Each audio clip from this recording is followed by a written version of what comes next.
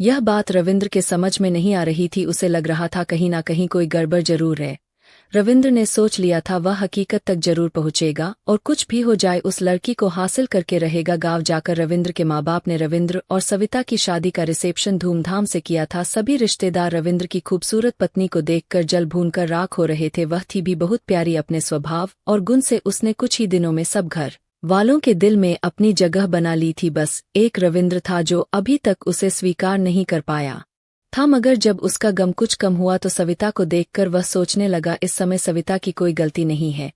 वह तो जानती भी नहीं कि उस तक कैसे पहुंचा था। फिलहाल मैं सविता को कोई सजा नहीं दूंगा, यह भी मेरी पत्नी रहेगी, मगर उस लड़की को हर हाल में हासिल करके रहूंगा। सविता को गांव में अपने माँ बाप के साथ रखूंगा। और रविंद्र यह तय कर चुका था, सविता का ख्याल रख रहा था, मगर अपनी बेताबी और दीवानगी अपनी पत्नी पर नहीं लुटा सका था। वह मंजर अभी तक उसकी आंखों में वैसे के वैसे ही था। ना चाहते हुए भी वह सविता के साथ कुछ ज्यादा लगाव नहीं रख पाया था, ना ही उससे कोई बात करता था, सिर्फ उसके कहे गए बातों का ही जवाब देता था। मगर इस पर भी सविता खुश थी। उसने कभी रविंद्र से शिकायत नहीं की थी, ना कि उसके व्यवहार पर उसे टोका था। वह दिल से रविंद्र की सेवा करती थी। उसके व्यवहार पर रविंद्र को हैरानी होती थी। अजीब लड़की थी। शादी के नए दिनों में भी पति का ऐसा रूखा व्यवहार देखकर वह उदास नहीं हुई थी, बल्कि से खिली खिली फिरा करती थी जैसे उसे कोई खजाना मिल गया हो। गांव में एक महीना बीत जाने के बाद जब रविंद्र की छुट्टी खत्म हुई और वह वापस जाने की तैयारी करने लगा तो उसकी मां ने कहा, रविंद्र अगर हो सके तो अपनी पत्नी को कुछ टाइम के लिए हमारे पास छोड़ दो, अपनी बहू के साथ थोड़ा टाइम बिताना चाहती हूँ। यह सुनकर रविंद्र खुशी से झूम उठा था। यही तो वह चाहता था और इसी फिक्र में परेशान भी हुए जा रहा था, किस तरह सविता को गांव में रोके और अकेला शहर जाए और उस लड़की तक पहुंचे जिसने उसकी रातों की नींद हराम कर रखी थी। उसने जल्दी अपनी मां की बात मानी और सविता को वहीं छोड़कर शहर चला गया। वह पहली फुर्सत में ही उस लड़की तक पहुंचना चाहता था, मगर छुट्टियां यादा करने की वजह से उसका काम और ज्यादा बढ़ गया था। फिलहाल आते ही वह अपने जरूरी काम में बिजी हो गया था और फिर उसे एक बहुत जरूरी मिशन पर जाना पड़ा था। उस मिशन में रविंद्र पर हमला हुआ था और वह जख्मी होकर अस्पताल पहुंच गया। कई दिन अस्पताल में रहने के बाद जब रविंद्र को डिस्चार्ज किया गया तो सीधा गांव पहुंचा था, क्योंकि उसके माँ बाप उसके लिए बहुत परेशान थे। वह अपने कुछ साथियों के सहारे जब घर में दाखिल हुआ तो उसके माँ बाप दरवाजे पर ही उसका इंतजार कर रहे थे। रविंद्र को इस तरह आता देखकर तड़पकर उसकी तरफ बढ़े थे और रोते हुए अपने बेटे की बलाई लेने लगे। मैं ठीक हूँ मम्मी, प्लीज आप लोग मत रो, मुझे बहुत तकलीफ होती है आपको रोता देखकर। और पापा आप भी परेशान मत हो, मामूली सी जख्म है, मैं जल्दी ठीक हो जाऊंगा। आप प्लीज मम्मी को समझाओ, यह तो मेरी जॉब है। इस तरह के जख्म आना बहुत मामूली बात है।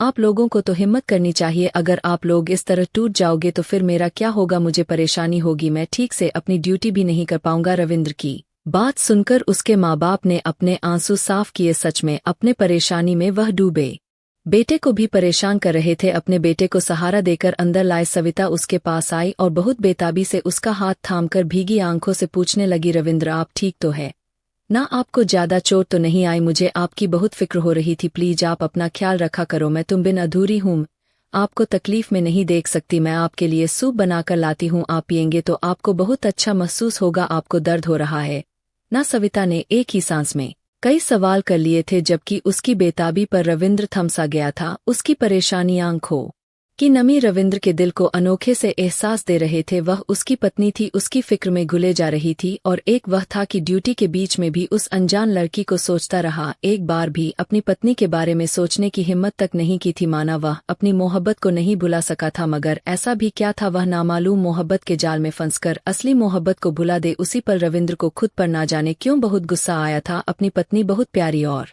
दिल के करीब महसूस हुई थी। उसने मुस्कुराते हुए सविता के हाथ पर अपना हाथ रखकर बोला, मैं बिल्कुल ठीक हूँ, और जिस तरह तुम मेरी फिक्र कर रही हो तो मैं 2 दिन में ही भला चंगा हो जाऊंगा। भला तुम्हारे होते हुए मुझे कहाँ तकलीफ हो सकती है? रविंद्र ने मोहब्बत और नरमी से कहा। अपने शब्दों पर वह खुद भी हैरान हुआ था। वह सविता को स्वीकार करने लगा था। उस एहसास ने सविता के आसपास घेरा डाल दिया था।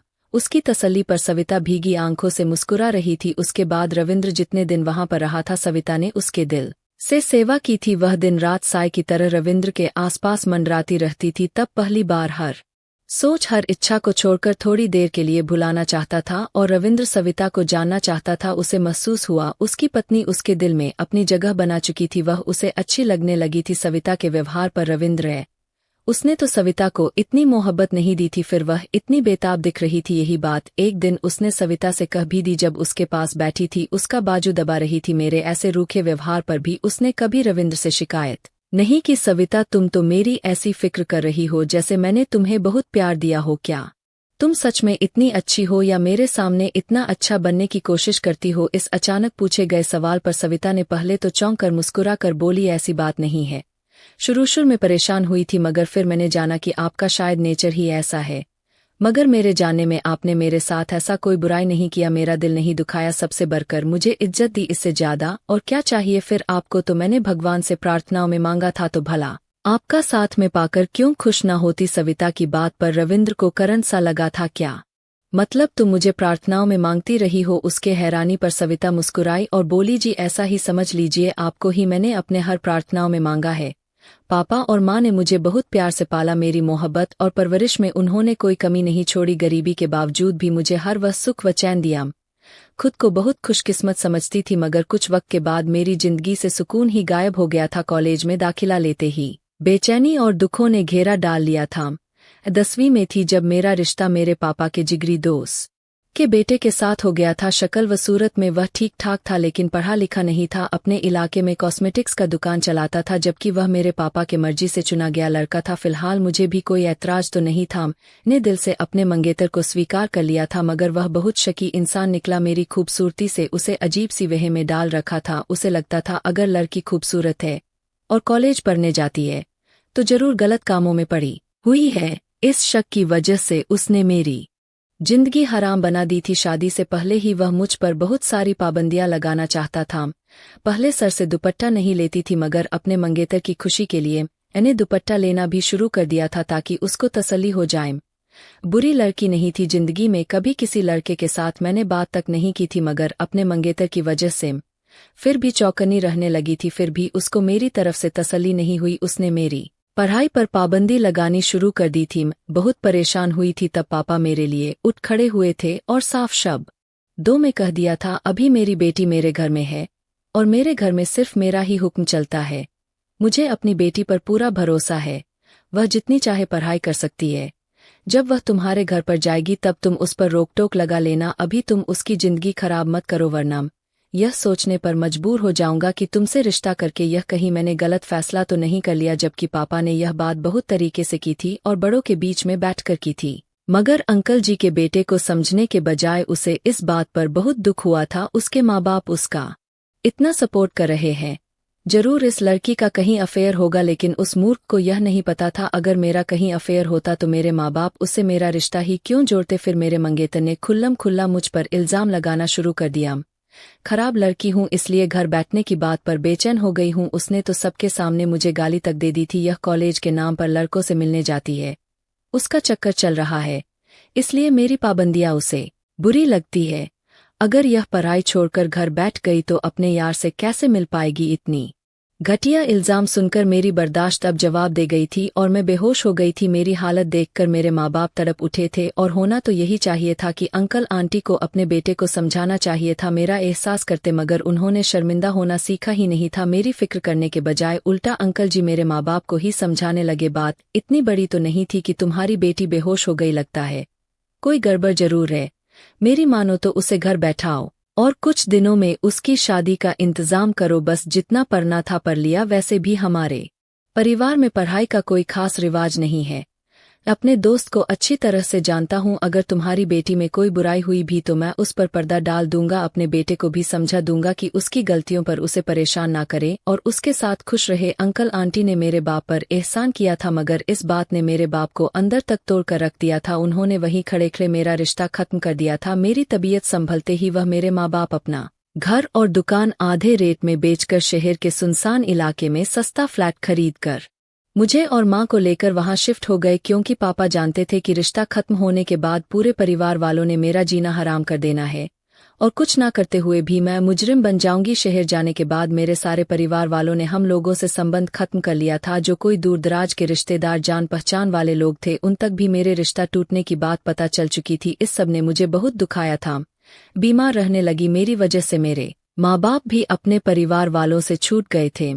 अब बहुत शर्मिंदा थी अपने माँ बाप की उदासी का जिम्मेदार खुद को समझने लगी थी, मगर मेरे माँ बाप ने मेरा साथ नहीं छोड़ा। उन्होंने मुझ पर बहुत ध्यान दिया, मुझे समझाया कुछ खुदगर्ज रिश्तेदारों की वजह से हम अपनी जिंदगी खराब नहीं कर सकते, मुझे अपनी जिंदगी में आगे बढ़ना चाहिए। अपने माँ बाप के लिए मैंने खुद को संभाल लिया था, अपनी पढ़ाई भी शुरू कर दी थी, मगर अपने माँ बाप की परेशानी को समझ रही थी। मेरे रिश्ते को लेकर वह दोनों बहुत परेशान रहा करते थे, उनको डर था कोई भी मेरा हाथ थामने को तैयार नहीं होगा। तभी मैंने भगवान से रो रो कर प्रार्थनाएं की और मेरे किस्मत में कोई ऐसा राजकुमार को भेज दो जिसे देखकर सबकी आंखें खुली की खुली रह जाए। और कुछ न बोलकर भी मैंने अपनी बेगुनाही साबित कर ली।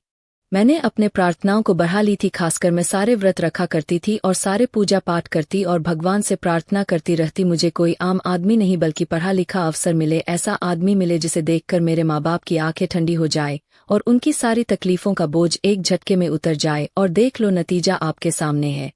जब आपका रिश्ता आया, मेरे माँ बाप को विश्वास ही नहीं हो रहा था कि उनकी बेटी को इतना अच्छा रिश्ता भी मिल सकता है। यही हाल मेरा था, मगर मुझे अपने भगवान पर पूरा भरोसा था। मुझे विश्वास था मेरा भगवान मेरी प्रार्थना जरूर सुनेगा और मेरी प्रार्थनाएं कभी रद्द नहीं करेगा। जैसा आदमी मैं चाहती हूँ मुझे वैसा ही मिलेगा। इसलिए आपका साथ पाकर बहुत खुश हूँ। आप मेरी प्रार्थनाओं का आशीर्वाद हो आपके साथ में।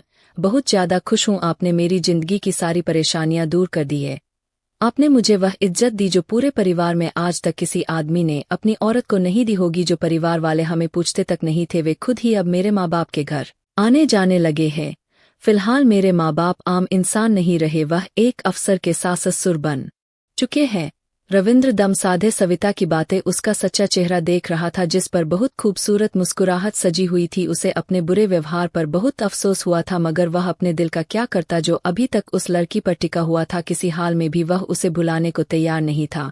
और फिर अभी तक यह मामला भी हल नहीं हुआ था कि वह लड़की थी कौन और वह सविता के फ्लैट में क्या कर रही थी। यह लोग जरूर उससे कुछ छुपा रहे थे। रविंद्र के दिल से उसके लिए बुराई खत्म नहीं हुई थी। वह अभी भी अपनी बात से पीछे नहीं हटा था, उस लड़की को अपनी जिंदगी में शामिल करेगा। फिलहाल सविता को भी अपनी पत्नी के रूप में स्वीकार कर चुका था। दुनिया में बहुत से आदमी मौजूद थे जिन्होंने एक साथ 2 शादियां कर रखी थी, तो रविंद्र ने भी ऐसा कुछ सोच रखा था। वह अपनी दोनों पत्नियों के साथ अन्याय करना चाहता था, मगर अपनी मोहब्बत से पीछे हटना रविंद्र के बस की बात नहीं थी। वह हर हाल में उस लड़की तक पहुंच जाना चाहता था। जब उसने वापस जाने की बात की तो उसके माँ बाप और सविता ने यह फैसला किया कि सविता भी रविंद्र के साथ जाएगी। रविंद्र यह बात सुनकर बड़ा परेशान हुआ था। वह अभी तक सविता को अपने साथ ले जाना नहीं चाहता था। कुछ सोचकर उसने एक बहाना खड़ा किया। अपने माँ बाप को कहने लगा, मेरी ड्यूटी है, मेरा जाना बहुत जरूरी है, मगर खतरा अभी टला नहीं है।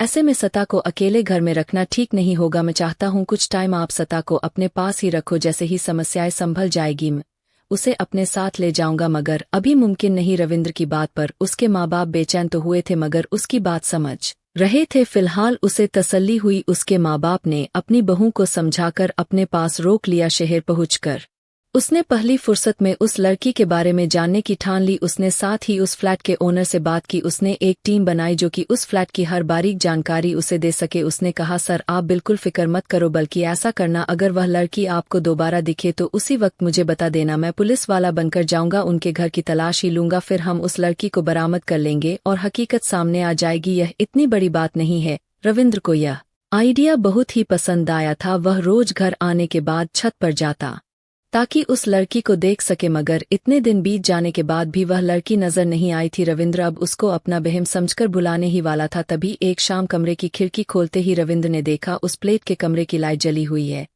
रविंद्र तेजी से छत पर पहुंचा और देखा वही लड़की वहां मौजूद थी। उसने लाल रंग का सूट पहन रखा था और खूब सजी हुई थी, पूरे कमरे में डांस करती फिर रही थी। वह आज पहले से भी ज्यादा खूबसूरत लग रही थी। फिर उसने अचानक से खिड़की में आकर रविंद्र की तरफ देखा और मुस्कुराए। रविंद्र ने जल्दी अपने साथी को कॉल की जो पास ही मौजूद था और चौंका था। रविंद्र की कॉल मिलाते ही वह जल्दी ही कुछ आदमियों के साथ पुलिस वाला बनकर उस फ्लैट में जा पहुंचा। उसने रविंद्र के सास ससुर से कहा, कुछ मुजरिम आपके फ्लैट में घुस आए हैं और इस बिल्डिंग में छुपे हुए हैं।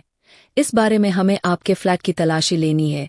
गरीब लोग थे, पुलिस वालों को देखकर घबरा गए और बिना कोई सवाल जवाब किए जल्दी से एक साइड को हो गए। रास्ता मिलते ही रविंद्र के बंदे फ्लैट में घुस गए। पूरे फ्लैट के तलाशी ले गई, मगर उन्हें वहां कोई लड़की नजर नहीं आई, जबकि रविंद्र अभी तक उस लड़की को देख रहा था। फिर देखते ही देखते कमरे की लाइट ऑफ हुई और वह लड़की अंधेरे में कहीं गुम हो गई। उस वक्त रविंद्र के आदमी भी रविंद्र के पास पहुंच चुके थे और बोले, सर आपको कोई गलतफहमी हुई है। उस फ्लैट में कोई लड़की नहीं थी। हमने पूरे फ्लैट की तलाशी ली है, आसपास के लोगों से भी पूछताछ की है, सबका यही कहना है। इस फ्लैट में 2 बूढ़े माँ बाप रहते हैं और उनकी एक बेटी है जिसकी कुछ टाइम पहले ही शादी हुई है। यह सुनकर रविंद्र चकरासा गया था। वह बच्चा नहीं था और ना ही वह कोई दिमागी मरीज था। उस लड़की को अपने दिमाग में बसाकर पागल हो रहा था। उसने बहुत बार उस लड़की को देखा था। आज भी अपने होश हवास में उसने उस लड़की को देखा। वह लड़की तो उसकी तरफ देखकर मुस्कुराई भी थी। तो क्या इतना कुछ उसकी नज़रों का धोखा हो सकता था? यह नामुमकिन बात थी, मगर वह अपने साथियों की बात को भी नहीं जुटला सकता था। उन्होंने पूरे फ्लैट की तलाशी ली थी, वह लड़की नहीं मिली थी। जबकि रविंद्र उस लड़की को अपनी आंखों से देख चुका था। वह अपना सर पकड़कर बैठ गया। कुछ समझ नहीं आ रहा था आखिर वह कौन थी और उसको खुद ही अपने दिमागी हालात पर शक होने लगा था। शायद वह पागल हो चुका था, मगर नहीं, अगर वह पागल होता तो इतने बड़े पोस्ट पर बैठा ना होता। वह बहुत ज्यादा सोच विचार करने के बाद भी जब रविंद्र को कोई रास्ता समझ नहीं आया तो वह कुछ सोच विचार करने के बाद उस बिल्डिंग के ओनर से बातचीत की और पूछा उस फ्लैट में सविता के माँ बाप से पहले रहने वाले कौन लोग थे। उस ओनर ने जल्दी रविंद्र की मदद की और एक फैमिली तक पहुंचाया जो सबसे पहले यह फ्लैट लेकर शिफ्ट हुए थे और अभी तक वहीं थे। रविंद्र उस आदमी से मिला, अपनी जॉब का बताया। उसने कहा, मैं इस बिल्डिंग के सामने वाले बंगले में रहता हूँ। मेरे घर के सामने जो फ्लैट है उधर मेरी जानकारी के हिसाब से 2 बूढ़े पति पत्नी और उनकी बेटी रहती है, मगर मैंने उस फ्लैट में एक और लड़की को भी देखा है और एक बार नहीं कई बार देखा है। यहाँ जितने भी पुराने फ्लैट में रहने वाले लोग हैं हर कोई उस लड़की के बारे में कहता है। इस बात ने मुझे और परेशान कर दिया। वहां के लोगों से और बातचीत करने के बाद पता चला। वह आदमी बोला, जी सर, मैं जानता हूं आपने जरूर उस लड़की को देखी होगी। वह लड़की हर किसी को नहीं दिखाई देती, मगर आपको नजर आई है। जरूर वह चाहती है कि आप उसके असलियत तक पहुंचे। असल में वह लड़की मर चुकी है और नजर आने वाली उसकी आत्मा है जो उस फ्लैट में भटकती फिरती है। जब यह बिल्डिंग बनी थी तो सबसे पहले मैंने यह फ्लैट लिया था। मेरे यहाँ शिफ्ट होने के बाद एक आदमी आया था उस फ्लैट में। उस आदमी ने एक लड़की खरीद कर लाया था। हम पति पत्नी निसंतान थे, बस अपनी जिंदगी पूरी करने के लिए यहाँ पर रह रहे हैं। मेरी पत्नी बहुत बातूनी थी। जब उसने देखा कि उस बिल्डिंग में एक लड़की भी रहने के लिए आ चुकी है तो उस लड़की से मिलने जा पहुंची थी। तब हमें मालूम हुआ था कि उस आदमी ने उस लड़की से शादी की थी, मगर उसे अपने घर नहीं ले गया था क्योंकि वह आदमी राजघराने से था। उनका परिवार ठाकुरों से संबंध रखता था। वह छुपाकर एक गरीब लड़की को अपनी पत्नी बना बैठा था, इसलिए वह अपनी पत्नी के साथ उस बिल्डिंग में शिफ्ट हो गया था।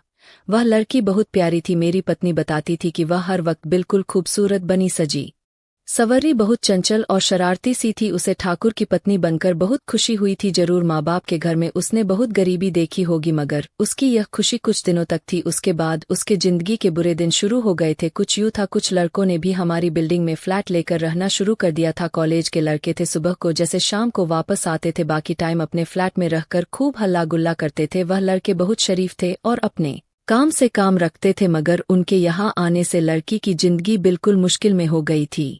वह आदमी जो पहले बहुत शौक से उस लड़की को ब्याह कर लाया था उस पर शक करने लगा था। उसको लगता था उसकी पत्नी कॉलेज के लड़कों के साथ चक्कर चला रही है और उनके लिए सस्ती सवरती है।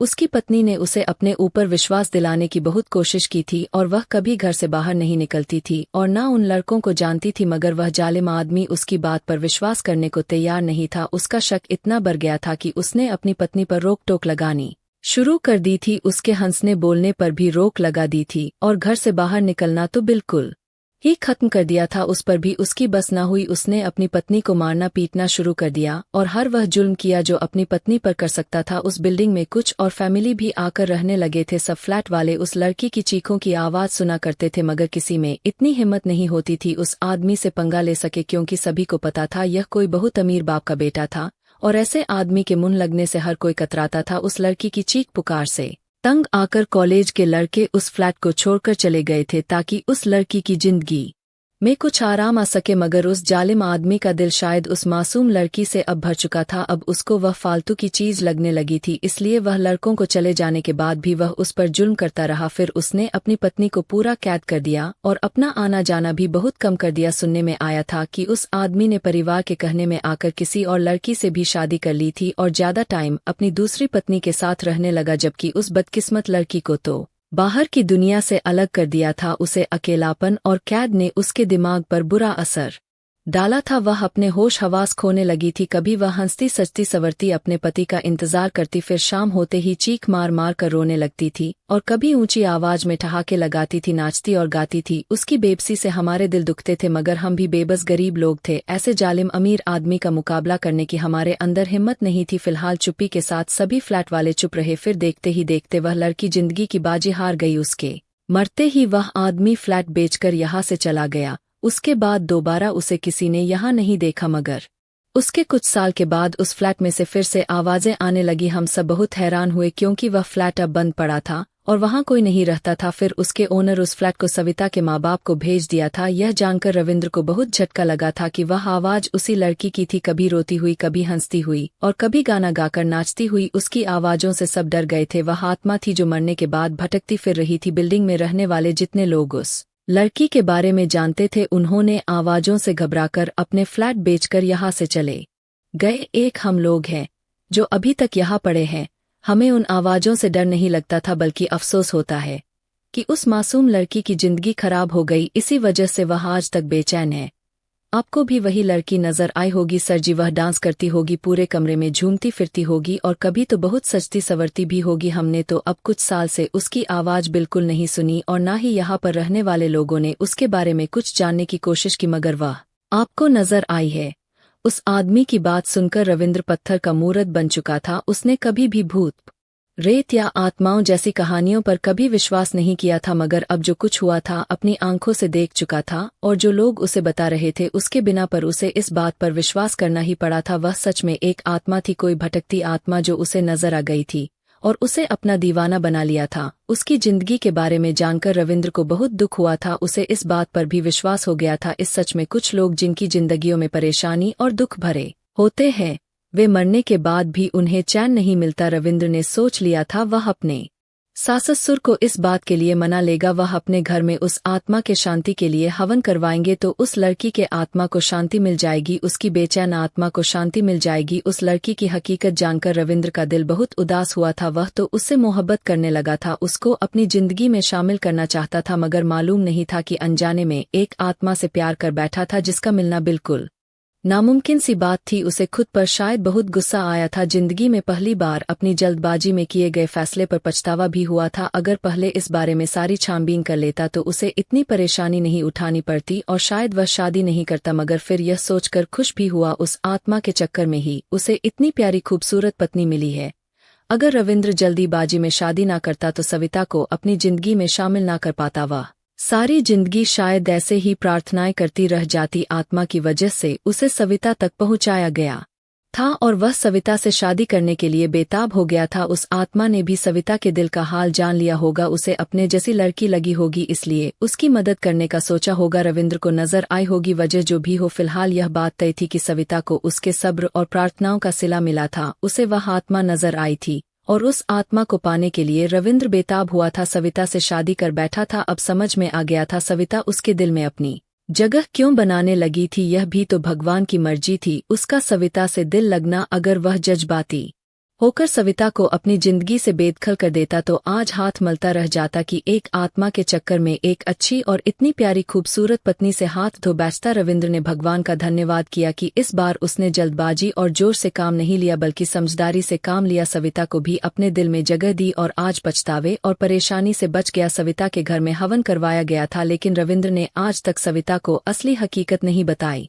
थी। उसे लगता था कि मैं अगर सविता को अपनी हकीकत बता दूंगा तो सविता के दिल में उसकी जगह कम हो जाएगी। आप लोग बताएं, क्या मैं उस आत्मा के बारे में अपनी पत्नी सविता को बताऊंगा तो वह क्या मुझे स्वीकार करेगी या नहीं। और मेरी वीडियो जहां कहीं से भी आप लोग देखते हैं, कमेंट में अपने शहर और राज्य का नाम जरूर बताइए। मुझे आप लोगों के कमेंट पढ़ने में बहुत आनंद आता है और उन सभी का मैं बहुत बहुत धन्यवाद करना चाहती हूं जो लोग मेरी वीडियो को देखते हैं, लाइक करते हैं और शेयर करते हैं।